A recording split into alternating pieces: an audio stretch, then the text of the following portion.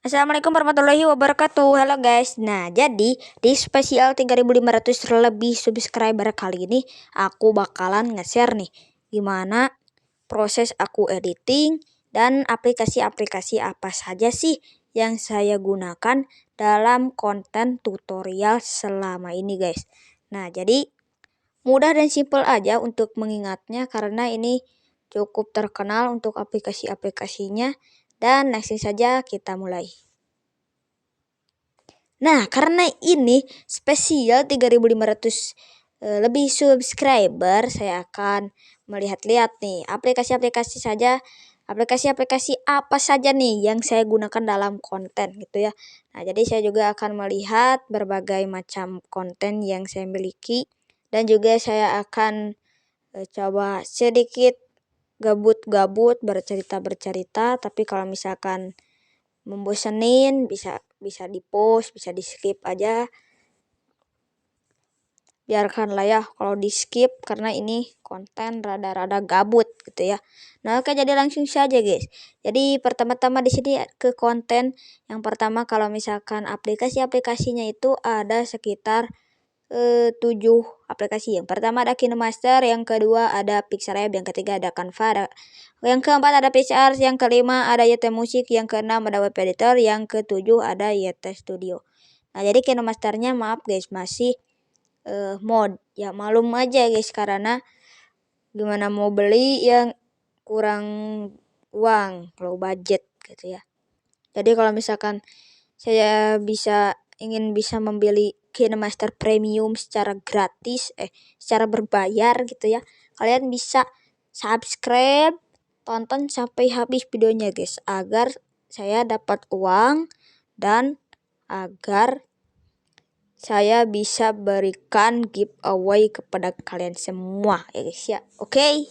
Jadi tunggu aja giveaway-nya kalau sudah punya uang. Nah, jadi ini gabut-gabut aja guys. Yang kedua di sini ada Pixelab. Nah, Pixelab ini untuk mengedit sebuah thumbnail yang lumayan clickbait. Lalu Canva juga sama, PixArt juga sama. Lalu YT Music untuk melihat dan mencari-cari musik-musik yang no copyright.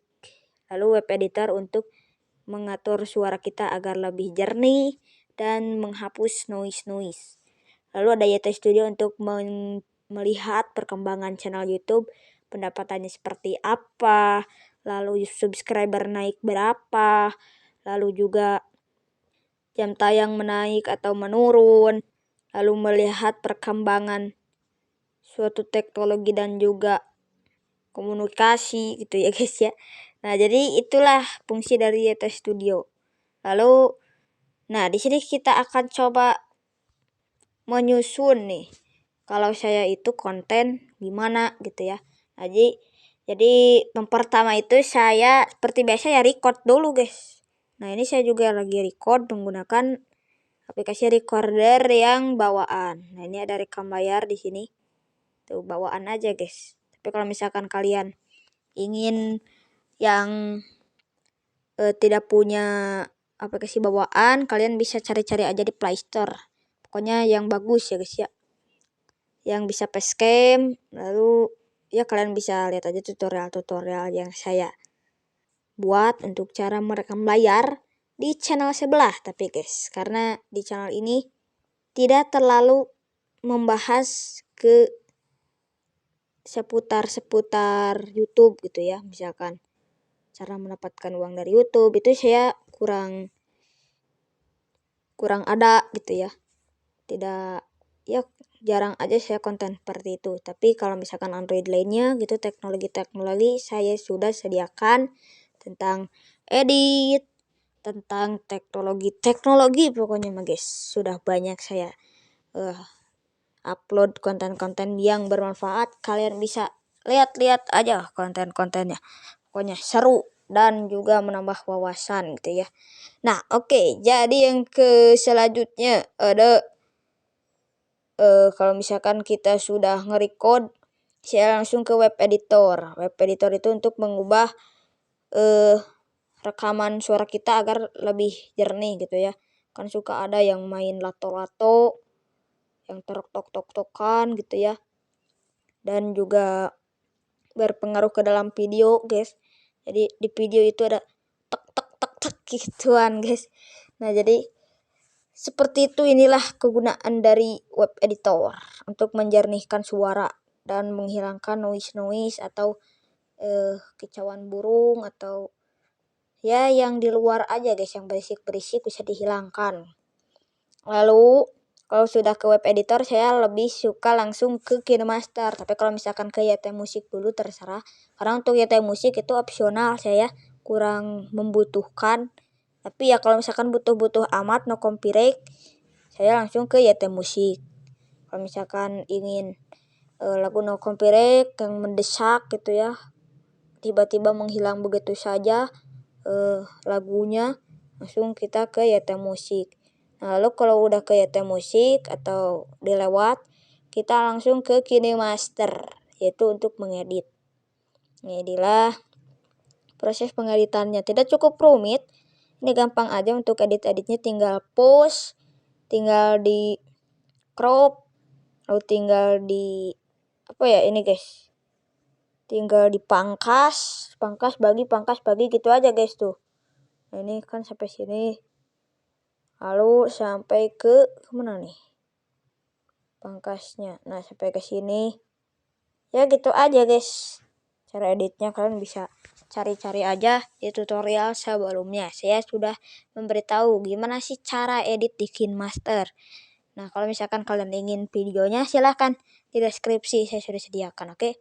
Nah lalu kalau udah kita ke KineMaster, saya suka langsung download, langsung upload guys, sorry guys, langsung uploadnya itu kemana? Ke YouTube. Nah kalian masuk ke YouTube, langsung upload ya guys gitu. Lalu langsung kalau misalkan udah berhasil diupload nih, kita langsung ke YT Studio. YT Studio itu untuk menambahkan thumbnail atau memasang thumbnail, lalu menambahkan deskripsi pada videonya, lalu menambahkan pengaturan-pengaturan lainnya yang bisa kalian pakai gitu ya. Nah, jadi gitu doang sih ya guys, sangat gabut sekali untuk konten kali ini. Semoga kalian juga bisa tercerahkan untuk bisa menjadi konten kreator gitu ya.